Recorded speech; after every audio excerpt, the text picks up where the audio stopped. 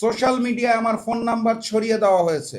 অতি উৎসাহী বিএনপি সমর্থকেরা আমার ফোনে সুমধুর মিষ্ট ভাষায় বকাঝকা দিচ্ছেন, অত্যন্ত মিষ্ট ভাষা। সমর্থক গোষ্ঠী কুলাঙ্গার শব্দের প্রকৃত অর্থটাই জানে না, তারা অন্য একটা মিনিং ভেবে আমার উপর উত্তেজিত হয়ে গেছে। তারপরেও তারা উত্তেজিত, আমি দুঃখ প্রকাশ করেছি। ভাই, অনেক আগে থেকে হুমকি মাথায় নিয়েই রাজনীতি করি, এটাই করে যেতে হবে, এটাই আমাদের কাজ।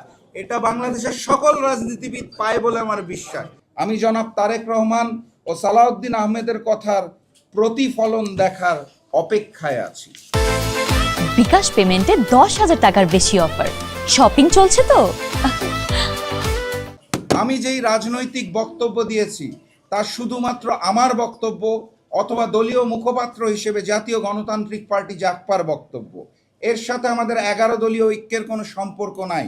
অতএব আমার বক্তব্যকে যারা জামাত অথবা 11 দলের বক্তব্য হিসেবে প্রচার করছেন, অপপ্রচার করছেন, তারা নিঃসন্দেহে ভুল করছেন। 2, আমাকে বিব্রত করার লক্ষ্যে সোশ্যাল মিডিয়ায় আমার ফোন নাম্বার ছড়িয়ে দেওয়া হয়েছে। অতি উৎসাহী বিএনপি সমর্থকেরা আমার ফোনে সুমধুর মিষ্ট ভাষায় বকাঝকা দিচ্ছেন, অত্যন্ত মিষ্ট ভাষা।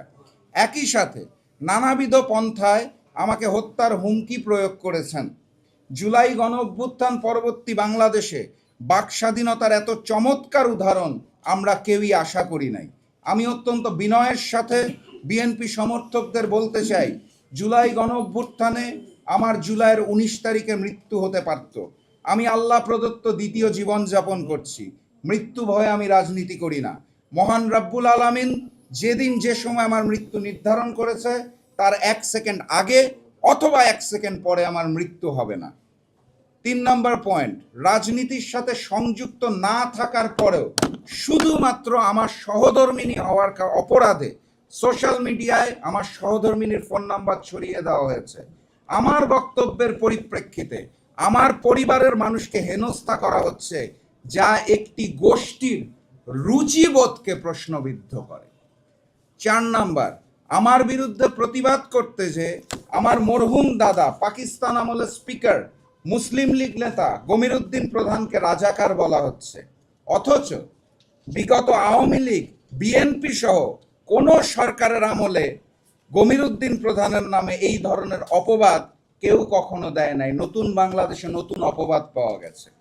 5 নাম্বার, আমার বিরুদ্ধে প্রতিবাদ করতে যে আমার মরহুম পিতা জাগপা প্রতিষ্ঠাতা সভাপতি শফিউল আলম প্রধানকেও রাজাকার বলা হচ্ছে, অথচ ইতিহাস বলে শফিউল আলম প্রধান 71 সালের 23শে মার্চ পরাধীন বাংলার দিনাজপুরে পাকিস্তানের পতাকা নামিয়ে স্বাধীন বাংলার পতাকা উত্তোলন করেছিলেন।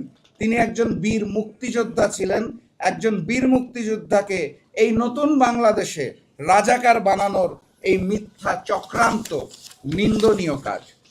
সর্বশেষ পয়েন্ট, একইভাবে আমার মরহুম পিতা জাগপা প্রতিষ্ঠাতা সভাপতি শফিউল আলম প্রধানকে আমার বিরুদ্ধে প্রতিবাদ করতে যে মহসিন হলে সংগঠিত 7 খুনের হত্যাকারী বলা হচ্ছে, অথচ যারা বলছেন তাদের নেতা বিএনপি মহাসচিব মির্জা ফখরুল ইসলাম আলমগীর সহ অসংখ্য বর্ষিয়ান বিএনপি নেতাদের মুখে পাবলিক মিটিংয়ে আমরা শুনেছি এটা একটা মিথ্যা অপবাদ।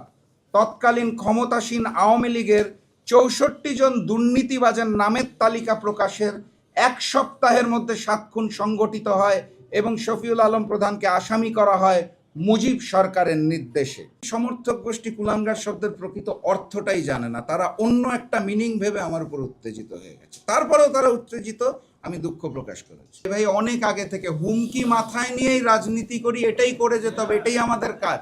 এটা বাংলাদেশের সকল রাজনীতিবিদ পায় বলে আমার বিশ্বাস।